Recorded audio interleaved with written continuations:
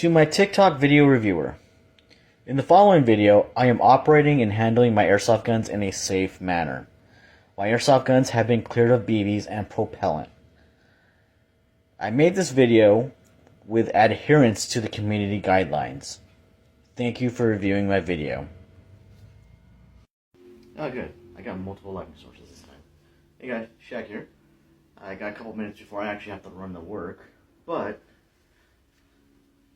I want to talk to you guys about stances and movement with weapon systems, particularly in airsoft. Yes, you don't really need any particular training, but I highly suggest if you guys want to move on to firearms or guns, that you guys get trained from a licensed trainer. Yeah, there's different places to do it, but do it from a guy who's got a license. That way, if you ever get in trouble, you got someone to blame. No. That's not the point. The point is you're getting trained right. Because I'm going to show you guys how I draw a pistol. So, as you see, I got a pistol here. This is not my actual dominant side. So this is not my dominant hand. I am ambidextrous when it comes to firing weapon systems. But I'm right-handed. So this is always weird for me. Normally when I draw with this hand, I'm drawing one-handed. I don't know why. It's just more comfortable that way. I can show you guys how I draw with my right hand, but right now I'm going to show you how I draw with my left hand. But I'm going to try to imitate. You are such a camera whore. You know, I'm about to pull these out and you're going to run away from me. Anyways, back on task. Remember guys, gotta stay on task. So, you need to draw on someone. That's the first thing. Step one, defeat your safety. So, I'm going to show you guys how I was taught. I was taught by a CO who works with the Napa County Jail Corrections Systems. So, the way he trained us was the different steps. So, step one, defeat your holster safety. My holster safety is right here. I'm going to defeat that. Step two, draw. Now, I might be confusing a lot of these steps because I have a single safety holster on here, and it's a hard shell.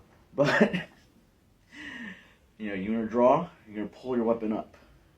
You're going to meet with your supporting hand, and then you're going to push out. So, what I'm showing you guys here right now, I'm going to switch to my dominant hand. This is mainly point shooting. When you're going out like that. That's point shooting, you're looking down the sights. There is also cars, center axis relock, which is more or less the Splinter Cell style. So if you ever played Splinter Cell, you know Sam Fisher. Splinter Cell Conviction. That's the game. Where you got Sam Fisher on the cover and he's going like this. That's high center relock because that's more or less close quarter shooting. It works especially in airsoft because you don't really need to rely on back pressure from the slide going back. That's one thing I noticed when I trained the second time with the Glock 17 was you had to make sure your whole arm was fully extended, that you were properly supporting the pistol, and you're properly firing it. Because if you didn't, then you would go into a misfire or a jam. So let me guys show you this hold right here. So I'm not doing anything fancy. So supporting hand, primary. Supporting hand is going to go over my primary's fingers right here on the grip. Yeah, I know I have small hands. Fuck you guys. Then I'm gonna pair up my thumbs right here.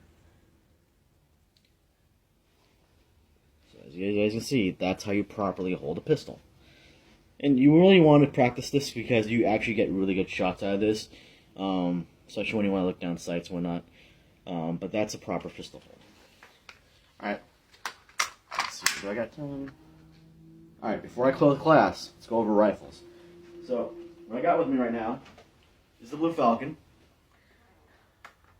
Or my very lovely Nitro Tactical. Now, there's various styles of holding this weapon, especially in different positions like prone or standing. Keep in mind, I am classically trained from the military, so that means I was trained by someone who's either slightly older than me or who knows more weapons than me. Security forces.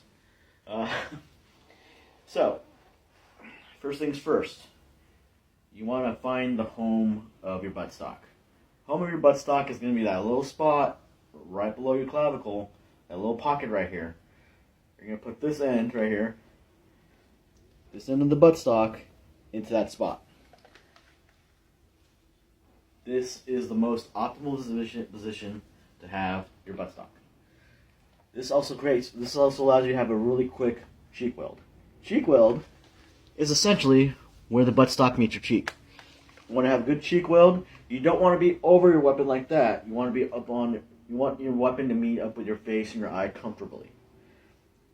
Now this scope has this thing called eye relief, which means that if I am not in a perfect position, I will not see down the scope and I will have a lot of pain. So,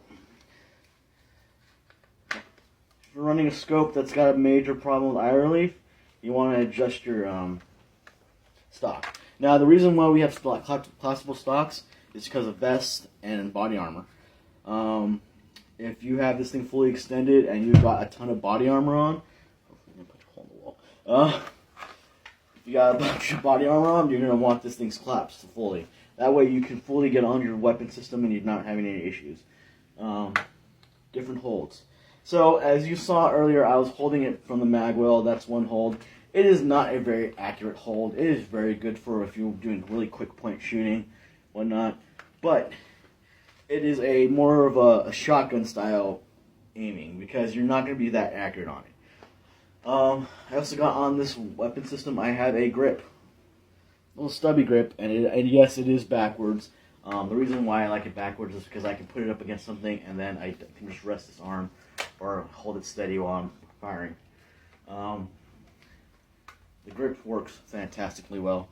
And then the third hold, which is thumb over bore, which means I'm holding it like this. So, you may have seen this in movies, Special Forces. I noticed Matt Best was doing it, and I didn't understand what this hold was. But it's called thumb over bore, from what I know. Or beer can hold. For all my rednecks out there, beer can hold. So, thumb over bore, very accurate. But your supporting arm will get more tired because you're holding more of the weapon system out here. That's why I tell people if you're going to do the beer can hold, make sure that you're good with your weapon system, you're comfortable with your weapon system, and you're comfortable with whatever weight you're putting on it. Because flashlight, laser sight, and additional iron sights are actual weight. Same with the grip, more weight. Suppressor, even if it's fake, more weight. So, beer can I think is the most optimal and it's the most accurate. Keeps your weapon steady. You're not fumbling around. And you'll notice this when you're doing beer can, you'll notice that you drift a lot less. And you're able to actually adjust a whole lot more easier. As opposed to holding it like this, where you may start faltering down, down, down. And like this, where most of your weapon is on this hand and it's starting to go down, down, down. And you're not getting good shots out of that. So, that's the skinny of it. And if you guys are wondering what I originally started off holding, it was like this. This is great if you've got a standard handguard with no devices on it. This handguard's got a top rail and it's key mod, so it can be comfortable or it could be really pain in the butt, especially when you grab onto it wrongly. Don't get me wrong,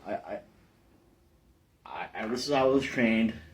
But when I was trained with it, I realized I was not that comfortable with it. So I started doing this. Then I realized I wasn't making good shots. So I started going to grips, having grips. Then I was having good shots. Then I learned about thumb over bore, and I was having fantastic shots. Not a marksman, but I know I can shoot.